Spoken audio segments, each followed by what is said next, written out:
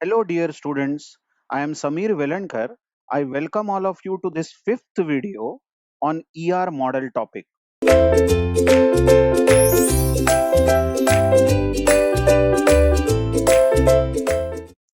Let us see many to many relationship in this video.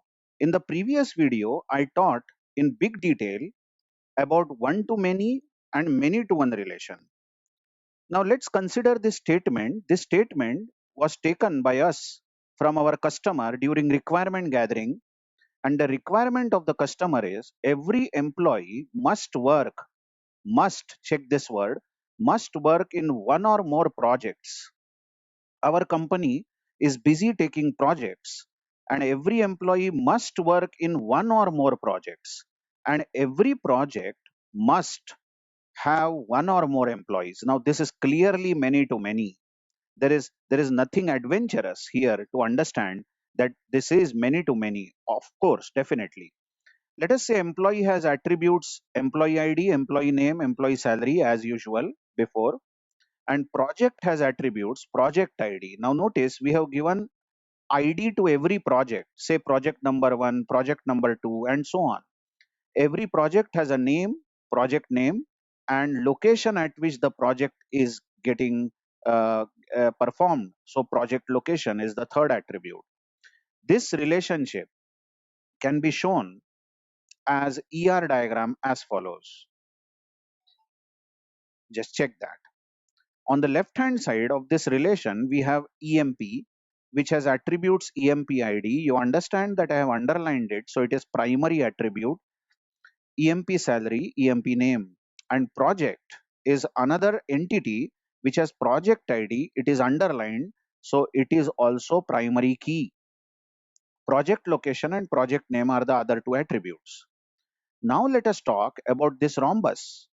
This rhombus is the relation, and the name of the relation I have written at the bottom here, works on. So employee actually works on some project, isn't it? So we have given the name of the relation as works on. Now something interesting you watch here is that the relation itself is having attribute. Look at this ellipse. Now we know that entity like employee, entity like project has attributes, and attributes are shown in ellipse. But even relation can have attribute. Now the relation over here is hours worked. We know that employee works for many projects. Then we want to know how many hours has employee worked for a particular project. So hours worked becomes basically an attribute of the relation itself. I will tell you most of the times, not always, but most of the times, you will see in many to many relation, in many to many relation, the relationship itself will have attribute. What did I say? Just check it out again. In most of the times, when you have many to many relation, this relation itself will have some attributes. It's not compulsory, what I am saying, but maximum times you will observe this. Okay. Now talk about this double line that I have drawn at both sides. This is about participation, isn't it? Now check our requirement, which is written in English. It is said that every employee must work for one or more projects. So if you select any employee from this entity set, let's say E1, and you ask E1 how many projects you are working on, this E1 may say I am working for P1, some project. I am working for P2 also, because an employee may be so efficient that this employee has been given two projects. There can be an employee E2, I agree, which is not so efficient, and this person has been given only one project, that is P1. Please try to understand that there cannot be an employee E3 who does not have any project, because in our requirement it is said that every employee must work on one or more project. That means if there is an employee, there will be a line coming out from here and going towards some project. So participation of the employee entity is total. That means we have to show a double line. I hope you have understood this point. Why double line from employee to works on relation? Now come to project side. Suppose you check one project P1 and you ask this project, who are the employees working on you? It is impossible that this project will say, there is no employee working on my project. There has to be some employee who works on the project. That means you can't have some P2 project who does not have any line coming out of it and going towards an employee. If there are projects, then every project must participate in the relation, because in the requirement gathering, it has been written that every project must have one or more employees. So what is the participation? What is the participation of the project? Every project participates in the relation, isn't it? So the participation is double line, that is total. I hope you have understood. It is very easy to see why I have written N and M over here. This is many to many relation, isn't it? And I hope that the discussion is not needed on this, because if you see from EMP side, if you ask E1 how many projects you work on, E1 may say I work for 7 projects, isn't it? That means if you see from EMP to project side, this is many projects. An employee, some employee can work for many projects. So this project side has to be many. And if you ask any project, let's say P1 project, P1 project, who are the employees who are working on your project? Then on P1 there can be 7 employees working, isn't it? 7 employees are working on this project. So when you see from project side, and when you see how many employees are working on a project, there can be many employees. So this is many to many relation, not so difficult to understand, isn't it? Okay, so that was many to many relation. And check the hours worked. This is interesting, isn't it? Why we should have this hours worked as the attribute of the relation? Now if somebody is thinking, why don't you say employee has hours worked? Why don't you put this attribute for employee? But the problem is that one employee like E1 might work for many projects, isn't it so? So whenever E1 works on P1, whenever E1 works on P2, whenever E1 works on P3, then for every project he might have worked for different hours. Like E1 works for P1 for 25 hours, but E1 works even for P2 project for 50 hours, and E1 works for another project P3 for 20 hours. So don't you feel this hours work is not the attribute of employee or the project? This hours work is the attribute which is associated with works on relation. We can say employee E1 works on project P1 for 25 hours. So hours work should be attribute of the relationship itself. That is what is basically many to many relationship. Okay, now have a look at this.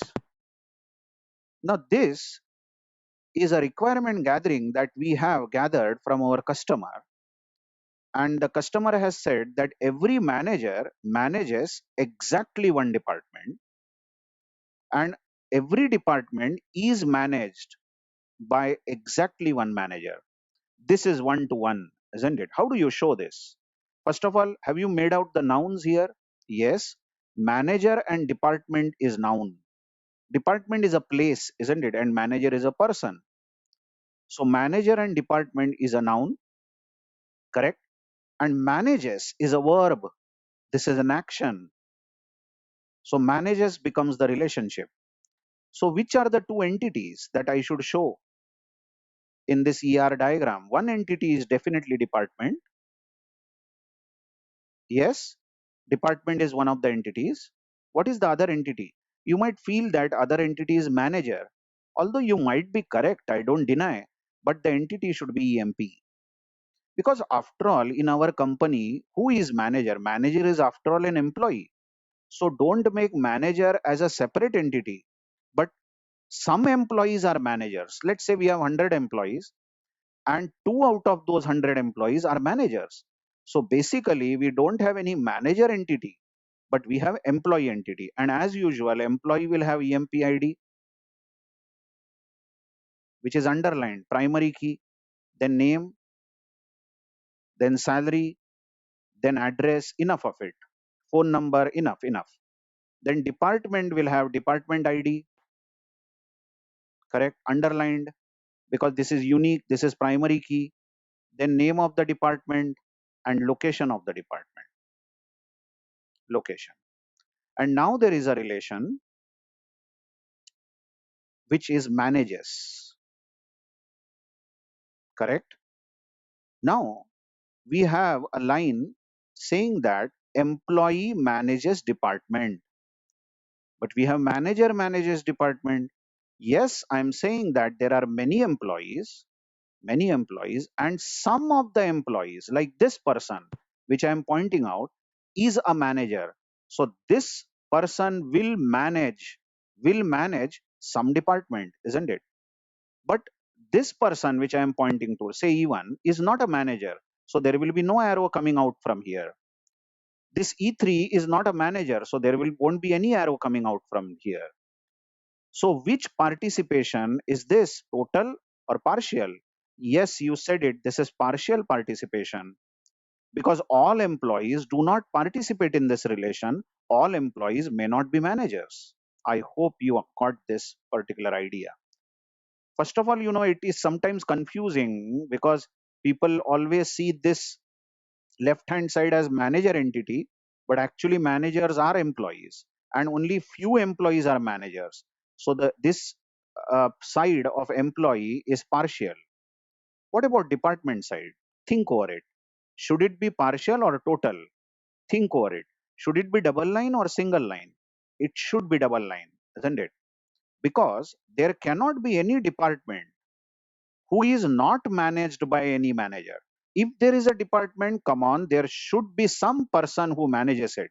Check the requirement. Every department, every department is managed by exactly one manager, isn't it?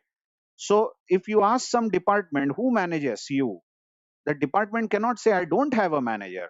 There should be a line from every department towards the employee, correct or not? So this is total participation. Finally, what about the cardinality? It is understood that every department has only one employee who manages it, and manager manages only one department. So this is clearly one to one. Now, in many authors' textbooks, you will see that this one is not written. But what they do is they show an arrow. If they show an arrow on this line, then it means that this employee is on one side, and arrow is again shown on this double line, which means department is also on one side, isn't it?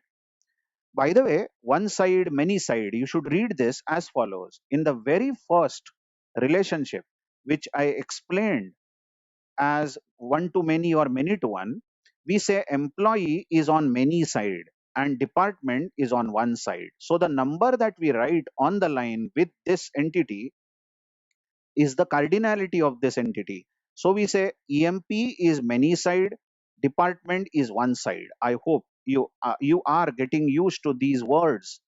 And what about the second example we saw? We say EMP is on many side and project is also on many side. And what about the third example that we saw? The third example says EMP is on one side and department is also on one side. This is one to one relation. And the discussion of partial and total also is understood. That is what I hope so. Now in the next video onwards, we will be learning about relational model.